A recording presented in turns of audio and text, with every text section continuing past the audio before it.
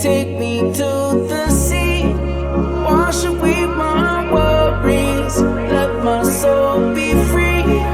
Take me to the ocean, take me to the sea, wash away my worries, let my soul be free.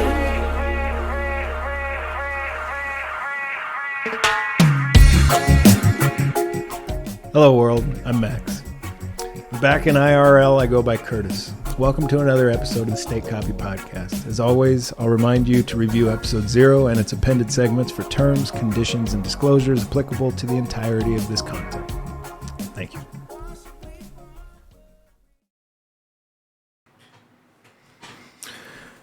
Hey everybody, good morning. It's May 10th, about 12 o'clock my time. Going to try and pick up where I left off yesterday. So yesterday I was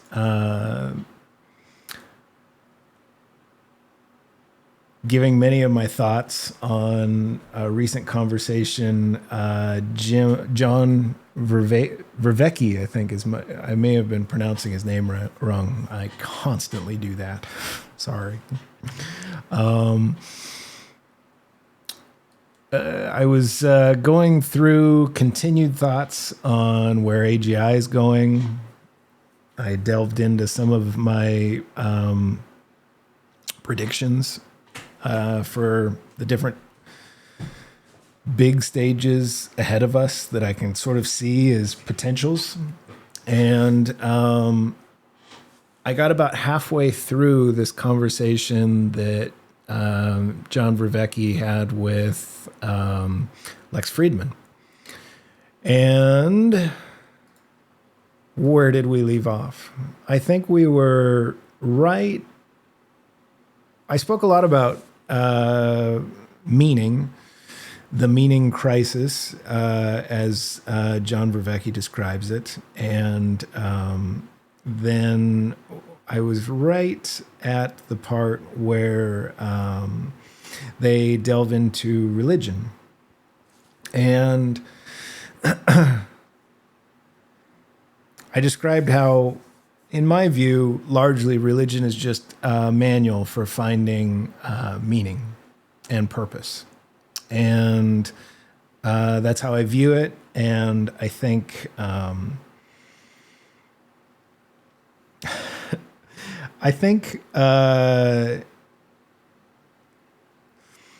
two problems that I see that I didn't get to touch on yesterday with religion generally, these manuals, is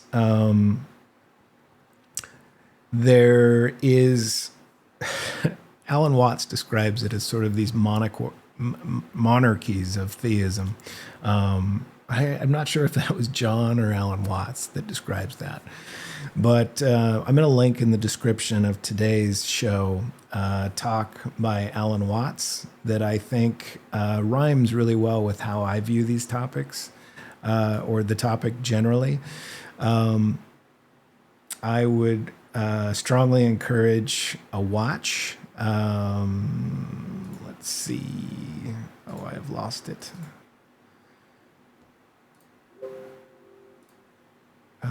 Here we are.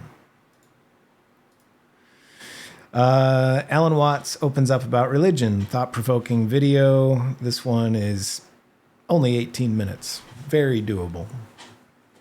And he points out some of the problems I see with religion, how it sort of paints itself into a corner in thought by, I think, misinterpreting some of the story and metaphor, and through its dedication to protect as revered sacred knowledge, it creates a problem in that it breaks what was originally trying to be communicated. It breaks the manual. Alan Watts will do he's just a very eloquent speaker and thinker. And of all the gurus out there, the modern gurus I found, that dude, oh man. I feel like there's guru, and then there's like the gurus that figure out that they're not supposed to stop being a student. You never get to stop being a student. You have to perpetually be learning and be very humble about what he describes as sort of cosmic consciousness. I believe that's the term he uses. You wake up one day and you kind of have it figured out. Meaning of life, your purpose, and it's better. It makes your life better. It makes you cooler to everybody. It makes you like you more. It's awesome. Highly recommend. And then you sort of feel compelled to share that. Like you want to give it to everybody you can. And I think there is a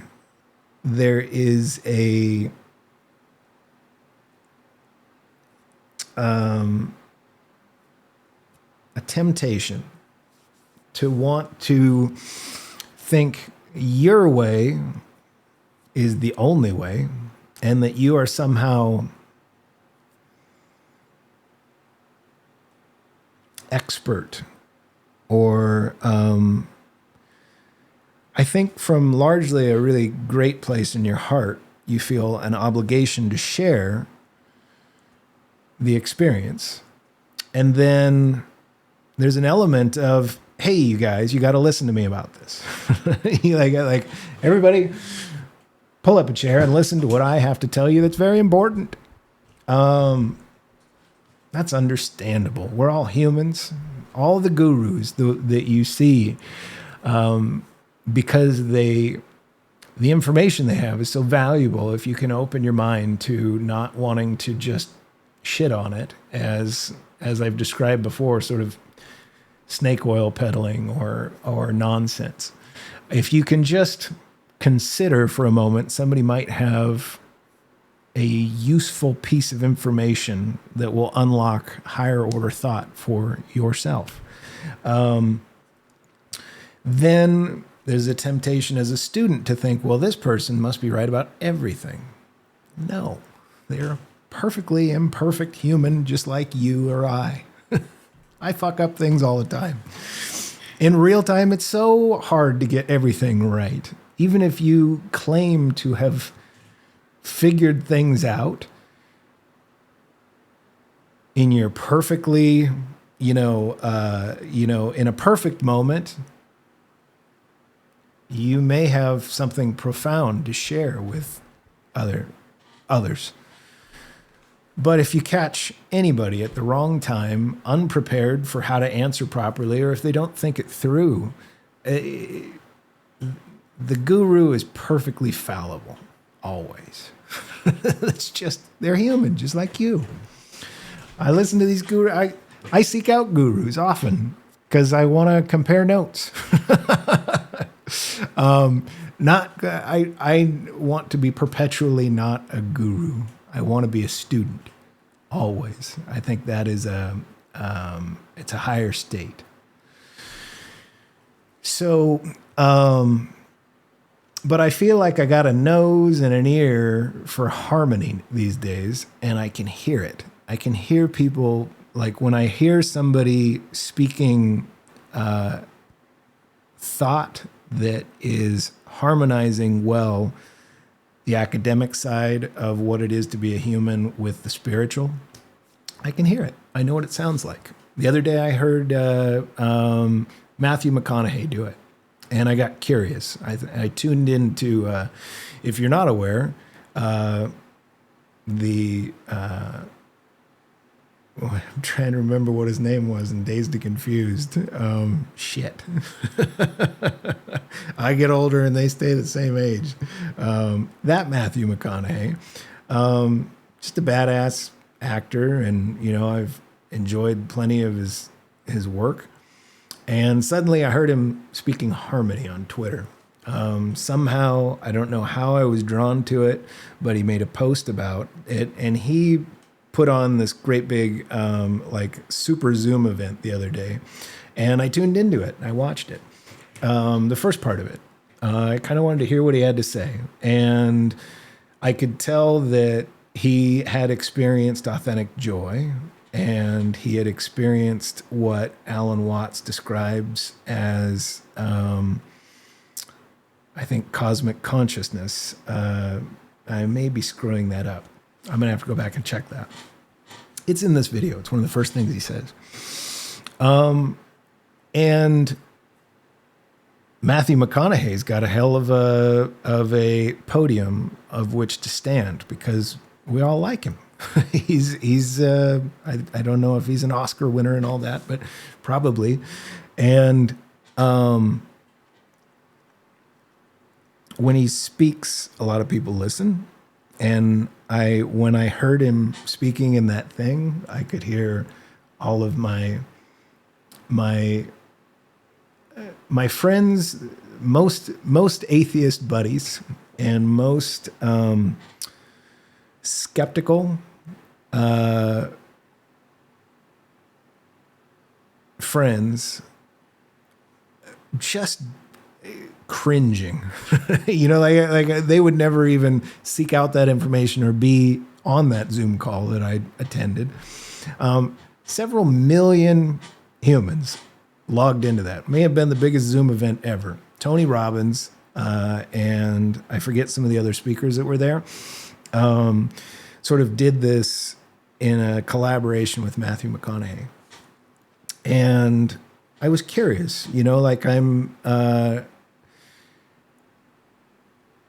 committed, as I say strongly, to always be a student and not feel as though I have everything figured out. And but when I hear harmony, I'm attracted to it. I want to go hear what other people who've found cosmic consciousness, they've answered meaning of life for themselves, and they're trying to communicate it.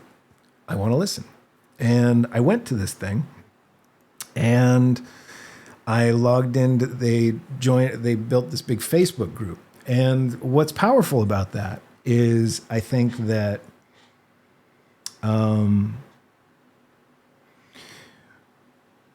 because I study macro geopolitics and all of that very carefully as a side hobby, I know that we're going through this fourth turning moment. This is Ray Dalio's work, all of that. And I know that we're kind of at this crucial time where we're at our most polarized in our politics and our beliefs. And everybody's just at each other's throats. And it's freaky. And you've got the wheels falling off the train of the Eurodollar. And it's just, and we have the singularity just about to happen any minute with the coalescing of all of our technologies.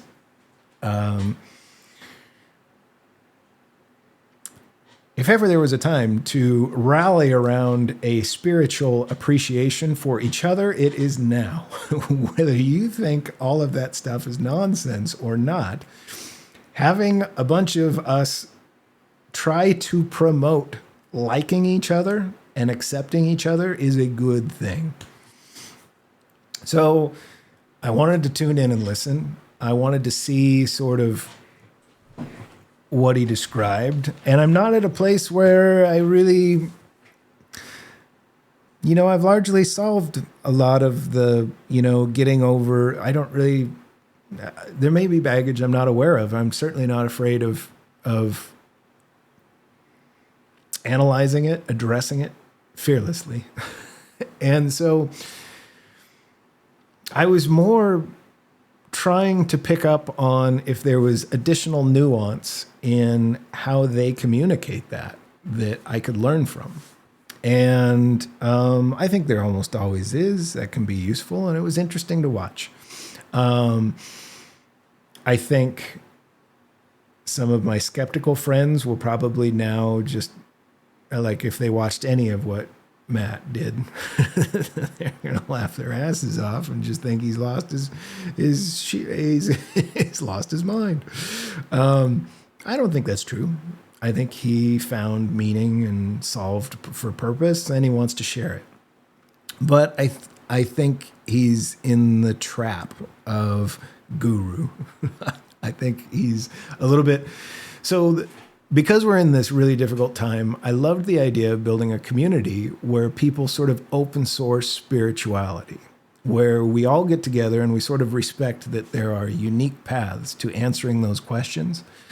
State copy. My podcast is largely, I'm trying to open source spirituality.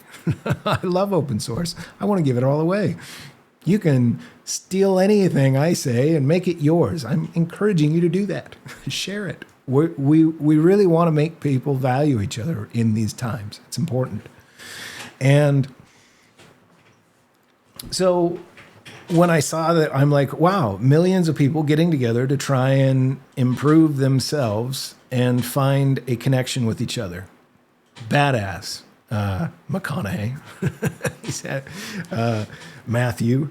That is a good notion.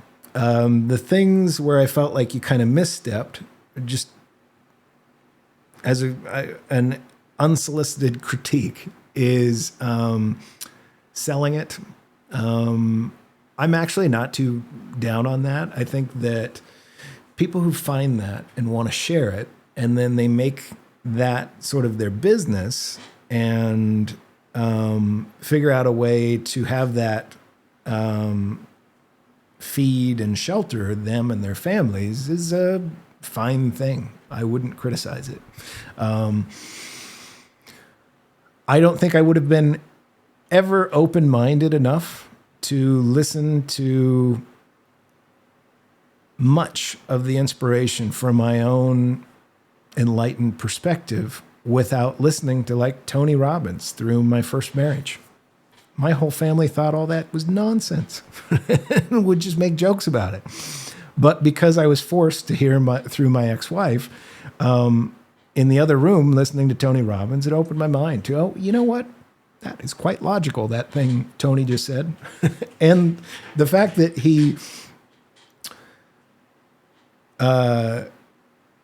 has figured out a way to harness sharing higher order thought and propagating it, and that's how he feeds himself and his family. Good on him. I'm grateful for what he gave me, and that doesn't feel like a hypocritical act or something I should be judgmental of. My only pushback toward the way it was they sold, like I can't remember. Matthew McConaughey's got this whole. He's got like a program he put together that will help be. I think he calls it his road trip or something like that. And I think it was, I don't know, $600 or something like that. I think putting that together probably cost a lot of money. I think putting that Zoom together cost a lot of money. And I think that it's right to try and finance that so that you can propagate all that knowledge. But the misstep is in that I think it should just be sort of like, please chip in. I think it should be like tithing. I think we need an open source church. I think it should just be like, here, if you got a bunch of money and you found this helpful and would like to give back, here's how you do it. Because we're in this dangerous time where I think we need to build a community where people unlock this higher appreciation of each other and love of each other and the experience of life, good and bad. I think that's vital to get that propagating. And I think there's some people that will, even if they can afford it, they'll be turned off because they'll see it as being a rich guy, you know, a guy who's Hollywood actors make money. I'm sure Matt ain't starving. Tony ain't starving. And to some of my good friends when they preach. Because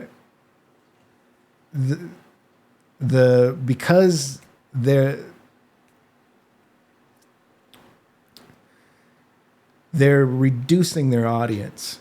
It's one of the reasons I do this freely. It fills me with purpose. It seems like the best thing I could be doing with my time. It's important, but I specifically am not going to monetize it. This is, in a way, I think a state copy is the public keys of my soul. I don't want to muddy those waters with a profit, with commercials. So, and I worry that something that's really beautiful that Matthew McConaughey was trying to do with this whole thing he was building is going to be inaccessible to the skeptics because there's a price tag. And I think it would have been better to just figure out a way to openly communicate what it costs to produce everything and charge only what you need to reimburse you, because it shouldn't be on you to pay for enlightening everyone. But at the same time, I think it should. We need that so much as a species. Our collective culture needs that perspective, and I worry that you've gated it, or you've. It's like you've hobbled your own really good intentions. Maybe not. The other thing is I disagree with the take. So a lot of what was said there rhymed with harmony and was really beautiful, I thought. But then also in the Facebook community they set up, they made it to where nobody could promote their ideas of spirituality. They didn't want any external links to stuff like this. I kind of get that, but then also it feels like what you're doing is kind of similar to the misstep I see in the old religions, where you're saying there's a road to enlightenment, higher order thought, fulfillment, answering important questions of meaning, all of that, but you have to follow my manual. And I just think that's wrong. I think that if we were to brainwash humanity into only needing a single manual for answering those questions, we would be so much less interesting as a species. What we are collectively needs to revere all of the manuals and respect that everybody kind of has their own unique path to that stuff. And what I think would be so much more useful in these times is if in trying to build that community, they would have opened it up, and they would have needed moderation. It would have been really difficult because people certainly would have come in and tried to step in and sort of peddle their own wares. But it is, it's hubris, and it's,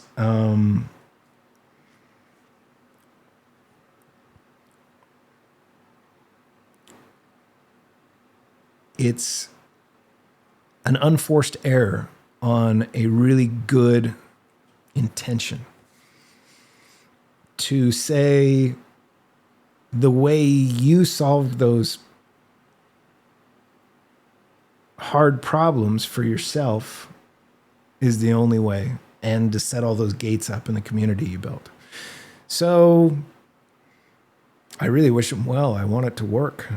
For all the reasons I stated, I think it's really important, and I'd love to be wrong, but I think for the community to grow, I think it needs to be open source, and it needs to be encouraged for everybody to contribute their own thoughts like I'm doing now here.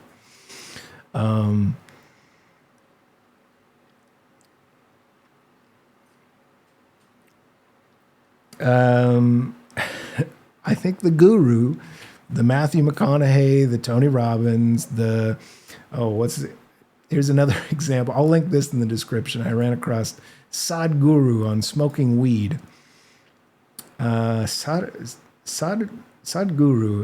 he's a Indian guy that preaches enlightenment through meditation and traditional, I don't want to say. He's a guy who says he's answered those questions, and he is publicly going out and saying, ask me your questions and I'll tell you, sacred truths. And I listened to him talk about marijuana, and I think he's got that totally wrong. This is the great temptation of the guru, is to think they're always right. You got to be a student forever. You got to go the Alan Watts route. You got to be humble about your own imperfection.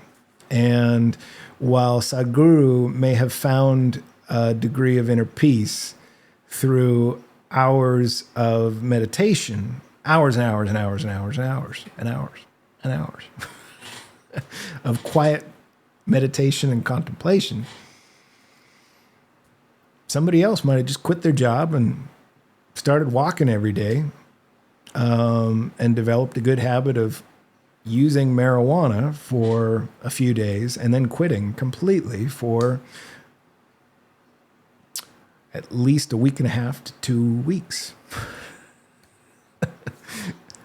That worked for me. I didn't have to do any of your hours and hours and hours of meditation. And I am quite confident I have answered those questions in a similar way. And I walk around with a similar peace. There are many roads, and all of them must be respected. And the guru must remain humble, or he or she will become trapped in a box of thought that is as dangerous to their own evolution or as restrictive as the first one they thought they managed to break out of.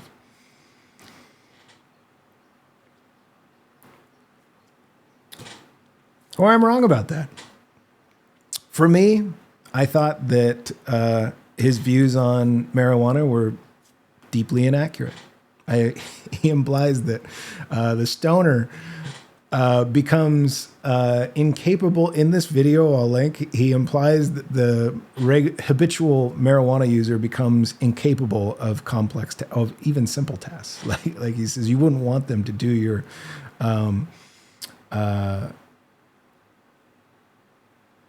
I can't remember what the analogy was he used. It was like work on your airplane or whatever. Ironically, I am a trained A&P mechanic, certified, and I'm a licensed pilot, and I'm pretty good at household electrician. I'm a pretty capable household electrician and plumber, all while being a habitual marijuana user. This show, completely engineered by me, Mr. Sadhguru. I think you're wrong about that. So something I will endeavor to always do is be very dedicated to being a lifelong student and being very willing in every moment to be like, shit, I was wrong about that. Thank you for setting me straight. To anyone. Can be this guy, Sadhguru, can be my kid, my parent. And I think that will forever open the door of what I can evolve into. And I would recommend that perspective. All right. That was a lot on religion and spirituality. So, what else do I want to cover? Psychedelics. Psychedelics gets covered. Oh, and flow state. This could be a decently long episode. I'll try and cover those two topics that John and, excuse me, Lex discussed in this video. Let's knock out flow state real quick. So, really enjoyed this segment of their conversation. It goes from about the 2:10 to the 2:30 mark. So 20 minutes on just flow state, how it works. So I have achieved a degree of flow state, and I think of it as thought wrangling. It's using intervals of where I will consume THC and then I go long periods without it. But then I follow the same routine to sort of meditate and contemplate on ideas. And I think these guys are just so much more eloquent than I am. I think of it as thought wrangling. I think of it like I'm riding in the saddle on a lightning bolt that is a cool idea, and I feel like Andrew Huberman describes this how sativa there's lots of study that supports the notion that for certain human biology, and I would argue you just have to practice. You have to develop a protocol that works for you. For my biology, I found that periods of fasting in between, and I kind of thought like it's like you what THC does. If I wanted to think about it like Joscha Bach for a second, or John Vervaeke, these cognitive scientists.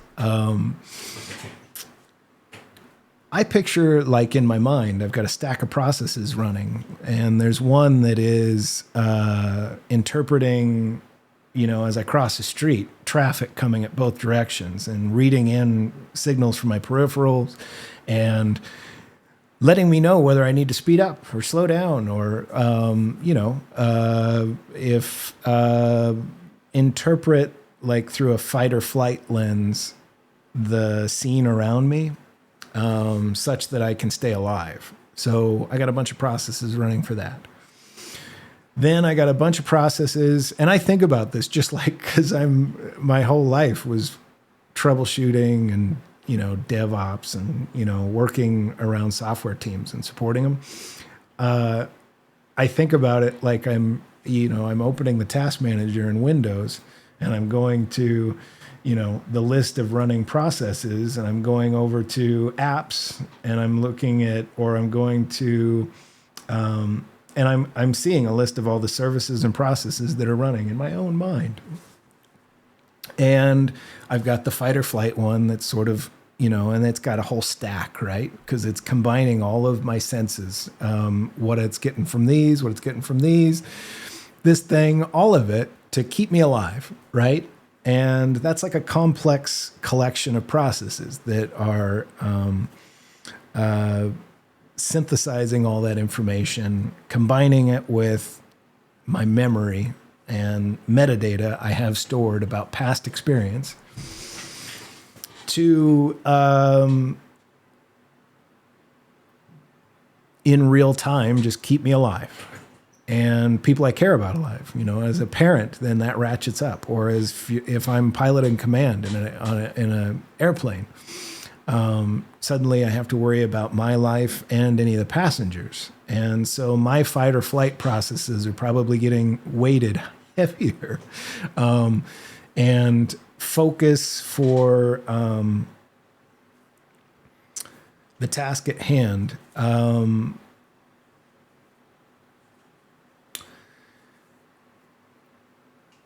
Then you have a stack of processes that are running, that are social, that are these people around me, the things they're saying, the thing I just said a minute ago. How are they interpreting it? Do they like me? Did I hurt somebody's feelings? Have I,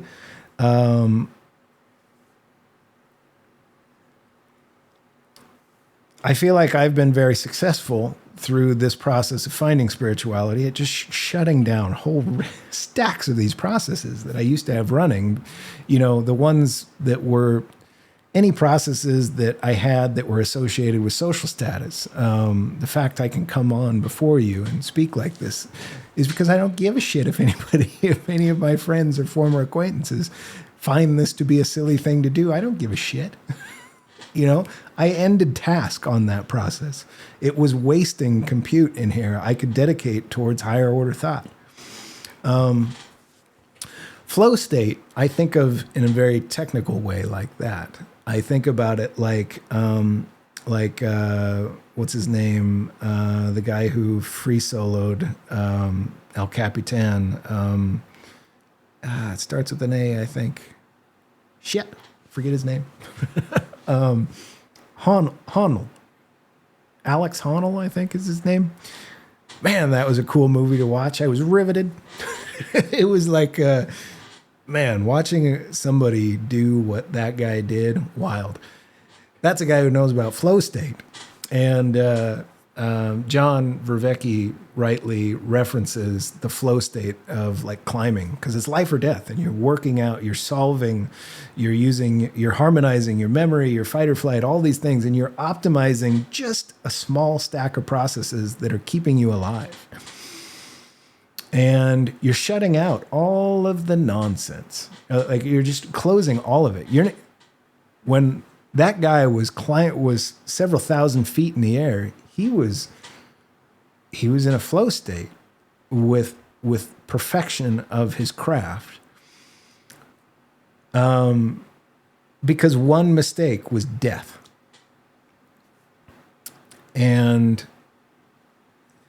it makes sense to me programmatically why there's a spiritual connection to a moment like that, because you don't have all the noise. You're using all of the compute that your local agency affords to just a few specific tasks. I think that's flow state. It's kind of beautiful. My flow state looks very different. I don't want to go put my life in jeopardy as I achieve it. Flow state for me is I listen to a conversation like this one that I've now on my third show offering up commentary on, and I explore their ideas. I listen to them talk with every part of my being, and I try to really consider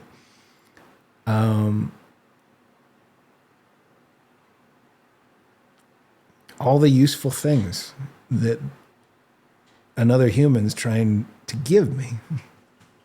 And then I'm just processing it. And then I'm trying to harmonize it with all of my own views of what all of this stuff is. And I find THC with the right protocol. And it was one that was practiced over a couple years. And I'm quite strict with myself about it. And I go very long periods without any consumption, but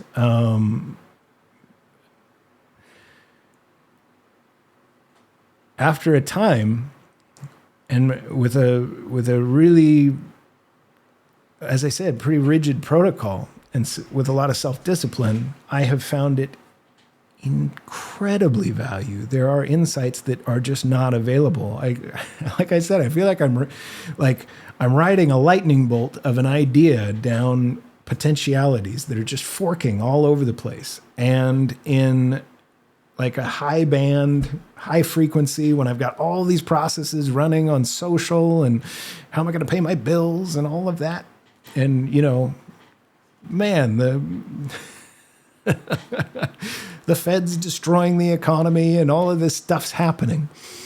When I silence all of that and I just focused on riding that lightning bolt, and THC lets you do it in a way where you can take it way down, forking potentiality that I don't think's available otherwise. And I think because it's doing something similar to the flow state of the climber, but it's like you're able to, but it's very different, and it's very specific to creativity. And so John brings up where people who have experience with psychedelics go wrong. I think a few of the comments he made, I actually went back. I was inspired in watching this and considering John's ideas about psychedelics and then trying to put my own thought into it. Just then, I follow Joscha Bach. I found many of his ideas on what a human is very useful for developing my own spirituality and a cohesive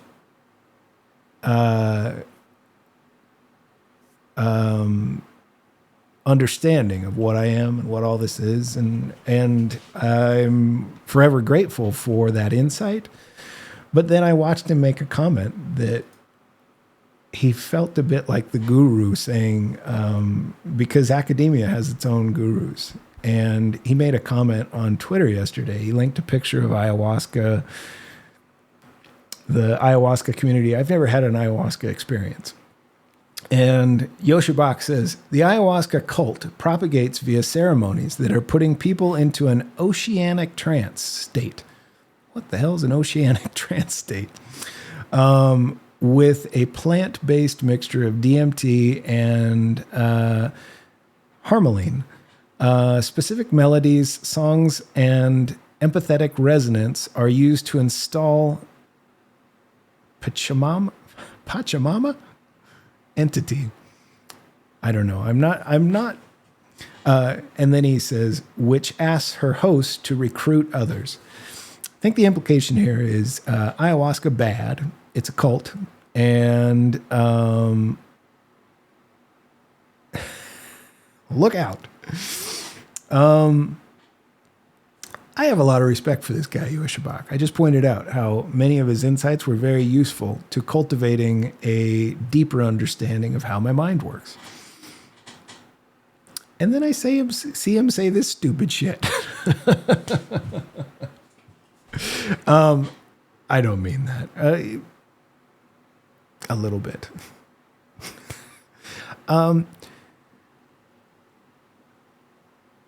It's obvious. And so I went back and I listened to the 10 minutes Joscha Bach did with Lex Friedman, which I'll link in the description, on psychedelics.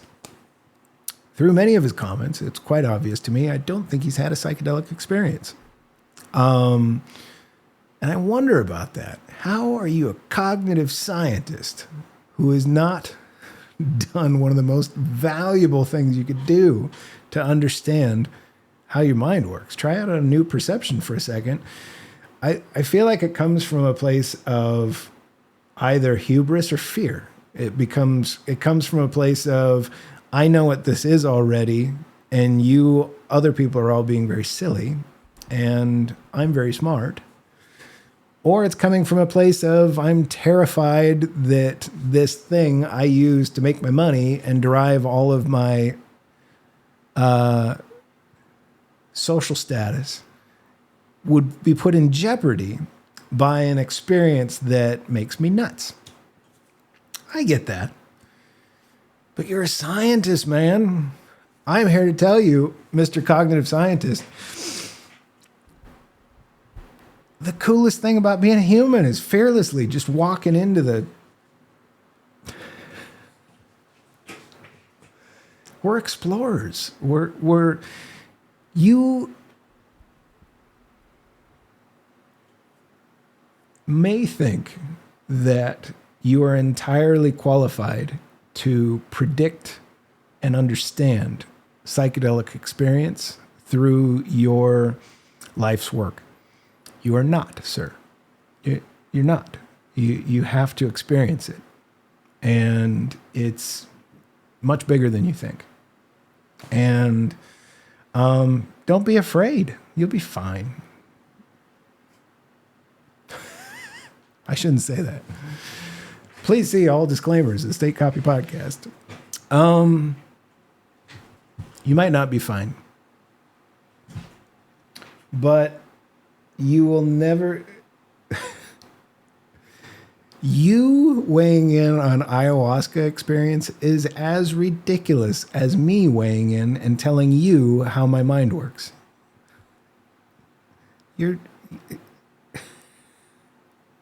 Or if my kid, who's not 10 years old, were to come up and try and tell you how to do your job or how some experience you had was. It's just ridiculous. You're speaking from a place of complete ignorance and it's offensive. I mean, to somebody who's had that experience, it feels like an attack from the uninformed. And as somebody who gets your social status, your validation, your purpose in life is derived from being fairly expert on these things. It's hypocritical. I'm trying to give you, this is a perspective. I think if you were to have a high dosed psilocybin experience, I have had one of those. I think a lot of your trip might go a little bad because you would need to look. I think what it would try and teach you is, I think these things let you perceive things like what I just said that you might want to just turn off as you're hearing. You know, this asshole saying, who is he to say? Now, what's really interesting about psychedelics is they let you think like me for a second, let you take from your memory the experience of a rational, well-informed, respectful, and humble other human sharing a truth with you that's important. And what psychedelics do is they let you be me for a second, looking at you, and then walk away with that memory. It's powerful, man. It was very humbling for me. Parts of, I've only had 3 and only 1 large dose. And it was pretty, I do baby steps. I'm very careful and sort of, I think of it like I've got a lab coat on, just like you going to work. And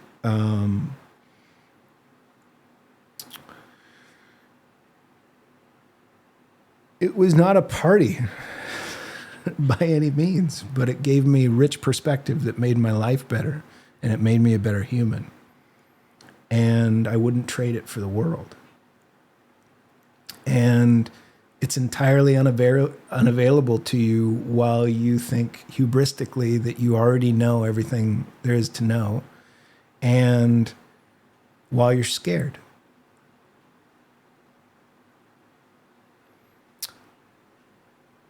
Or you just ignore me. Go on. If you're happy, I don't want to fuck that up for you. But if you're going to invite if you're going to go out in the town square of Twitter and invite the conversation, careful. You might get that response.